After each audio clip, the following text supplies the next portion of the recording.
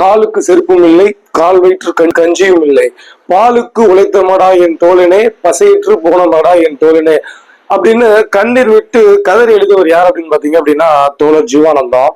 இந்த தோழர் ஜீவானந்தத்தை பத்தி வாழ்க்கையில் நடந்த ஒரே ஒரு சம்பவத்தை மட்டும் சொல்றேன். என்ன அப்படின்னா, அவர் காரைக்குடியில ஒரு கல்லூரியில பேசிக்கிட்டு இருக்காரு.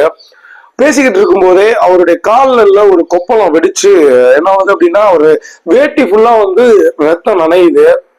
அங்க பாத்துக்கிட்டு இருந்த கல்லூரி முதல்வர் என்ன சொல்றாரு அப்படின்னா, பதறி போய் விருந்தினர் மாளிகையில தங்கிக்குங்க அப்படிங்கிற மாதிரி சொல்றாரு. ஜீவா மறுக்கிறாரு. இருந்தாலும் அவர் உடல்நிலை காரணமாக தங்க வைக்கிறாங்க. இந்த காலகட்டத்துல தமிழகத்துடைய முதல்வராக இருந்த குமாரசாமி ராஜா தோழர் ஜீவாவை பாக்குறதுக்காக ஓடி வராரு. ஏன் ஜீவா நீங்க உங்களோட உடலை வருத்துக்கிறீங்க, இந்த மண்ணுல உள்ளவரை அவர்களுடைய நலனுக்காக ஏழை கட்சி மேடர்கள்ல பேசுறது சரிதானே அப்படிங்கிற மாதிரி இந்த முதல்வருக்கு சொல்றாரு.